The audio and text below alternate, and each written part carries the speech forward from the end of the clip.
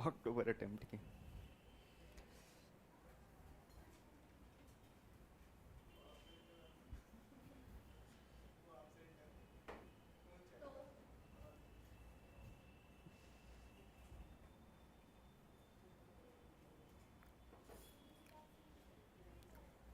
भाई ये प्रोटेस्ट की वीडियोस वगैरह देख रहे हो तुम लोग? कितनी शानदार वीडियोस आ रही है भाई साहब।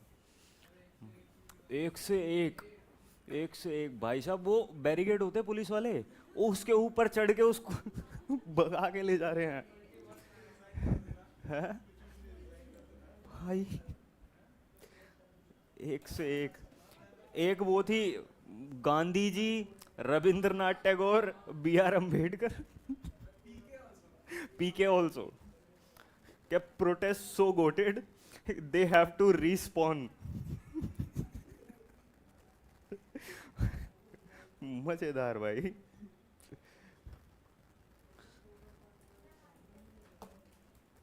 अच्छा, तुम्हें कैनवास के बारे में पता है? नहीं नहीं, नॉट दैट कैनवास जिसके ऊपर ड्राइंग करते हैं, वो नहीं। नॉट दैट, बताऊंगा क्लास के बीच में बताऊंगा। It is a university of US. ठीक है। ये जो प्रोटेस्ट वगैरह होते हैं ना, इसके एक नया पॉइंट मैंने देखा। मतलब मैं बहुत ज़्यादा एक्टिव हूँ, ये सारी चीज़ें देखता रहता हूँ पूरा दिन यूट्यूब वगैरह। तो एक है ना नई चीज़ मेरे को देखने को मिली, कैनवास। कैनवास क्या है? एक इंस्टीट्यूट है जहाँ पर यही सारी चीज़ें सिखाई जाती हैं कि सर जी आप नॉन वायलेंट प्रोटेस्ट किस तरीके से कर सकते हो। कैनवास इज़ अ यूनिवर्सिटी जो आपको सिखाती है कि आप नॉन वायलेंट प्रोटेस्ट किस तरीके से कर सकते हो। एंड जो सीजेपी का वो है ना head, Abhijit Dipke, he comes from Boston University. ठीक है। एंड बॉस्टन यूनिवर्सिटी के अंदर भी देर आर सर्टेन करिकुलम्स जो कि कैनवास से ही इंस्पायर्ड है। जो कैनवास में सिखाया जाता है, जिसको नाम देते हैं जीन्स शार्प प्रिंसिपल। ये वो बंदा है जिसने थ्योरी लिखी थी कि सर जी नॉन वायलेंट प्रोटेस्ट किस तरीके से करे जाते हैं। ये जो तुम्हारी थ्योरी है, एक आइडियोलॉजी है, दिमाग में किस तरीके से प्लांट करी जाती है, सामने जो पब्लिक है, जनता है, उसके दिमाग में किस तरीके से प्लांट करी जाती है ये। तो ये भी एक चीज़ है कि सर जी माइट भी पॉसिबल ये सारी चीज़ें प्लान्ड हो, मुझे नहीं पता, मेरा कोई पर्सनल ओपिनियन नहीं है इन सब चीज़ों के ऊपर। जस्ट मैंने कोई नई चीज़ देखी तो आई जस्ट वांट कि मैं तुम्हारे साथ शेयर करूं, तुम्हें भी पता होना चाहिए कि भाई कैनवस वगैरह क्या होता है। ठीक है। और एक और छोटी सी चीज़,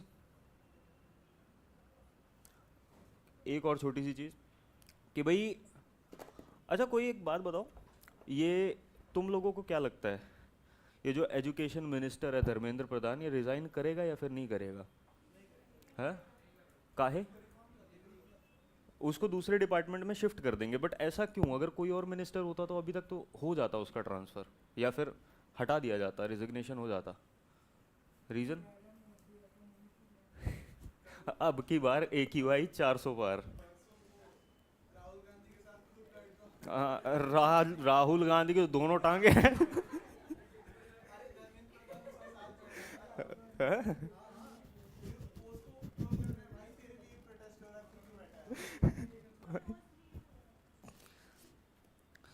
तुम्हें पता है धर्मेंद्र प्रधान कौन सी असेंबली से इलेक्शन लड़ता है? ओडिशा। रीज़न बताता हूँ, बस अभी क्लास स्टार्ट ही कर रहे हैं, थोड़ा सा एक ज्ञान वाला पॉइंट कि कभी तुम डिबेट करो तो ढंग के पॉइंट रेज करो। Dharmendra Pradhan comes from Orissa assembly.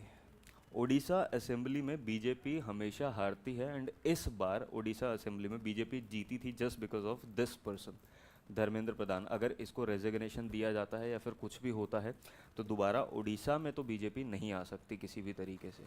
तो इस वजह से this is the main reason कि धर्मेंद्र प्रधान का अभी तक इस्तीफा नहीं लिया गया और ना ही फ्यूचर में लिया जाएगा। उसको बस डिपार्टमेंट चेंज करके दूसरे डिपार्टमेंट में बैठा दिया जाएगा, दैट्स इट, उससे ऊपर कुछ नहीं होना। 2011 में लोकपाल एक्ट के बारे में सुना किसी ने? अन्ना हजारे, अन्ना हजारे सुना? पहले लोकपाल एंड लोकायुक्त एक्ट नहीं होता था, जिसका हम नाम लेते हैं LLA, Lokpal and Lokayukta act, पहले नहीं होता था। 2011 में ये डिले होता रहा होता रहा होता रहा, तो 2011 में इसको अप्लाई करने के लिए, इसको लाने के लिए, कम इन फोर्स करवाने के लिए अन्ना हजारे भूख हड़ताल पर बैठे थे। अन्ना हजारे भूख हड़ताल पे बैठे थे 2011 में। एंड देन 2011 के जस्ट नेक्स्ट ईयर में केजरीवाल, यहाँ पर इनका सबसे बड़ा सपोर्टर था अन्ना हजारे का, जब वो भूख हड़ताल कर रहे थे। 2012 में आम आदमी पार्टी बन गई एंड बहुत ही बढ़िया तरीके से दिल्ली के अंदर जीती। एंड दूसरी चीज़ अभी क्या हो रहा है सर, 2026 के अंदर सोनम वांगचुक किस पे बैठे, हंगर स्ट्राइक पे बैठे। एंड आई एम, थोड़ा सा मेरे को अंदाज़ा है कि भैया 2027 के अंदर एक नई पार्टी आ सकती है। एक और छोटी सी चीज़, किसी ने एफडीआई के बारे में सुना? Foreign direct investment, overseas direct investment क्या होता है, सुना कभी? सर एफडीआई क्या होता है और ओडीआई क्या होता है? सर ओवरसीज डायरेक्ट इन्वेस्टमेंट्स मतलब सर ये हमारा इंडिया है, ठीक है, मतलब यूएसए लग रहा है बट ठीक है इंडिया है, ये हमारा इंडिया है, ठीक है।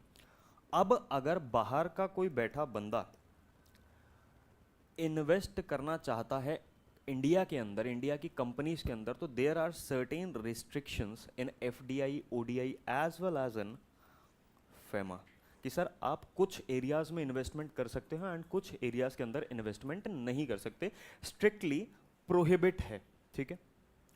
इन लॉज को अमेंड करने की बात की जा रही थी, इन लॉज को अमेंड करने की बात की जा रही थी। ये भी थोड़ा सा क्लिक होगा तुम्हारे लिंक होगा यहाँ से। इंडिया के अंदर किसकी कंपनी?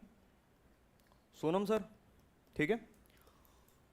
एनजीओ, फंडिंग आ रही बाहर से, अमेंडमेंट होने वाली है, रिस्ट्रिक्शंस बढ़ेंगी, तो इसको भी एक पॉलिटिकल एंगल दिया जा सकता है, सबसे पहली बात, ठीक है जी।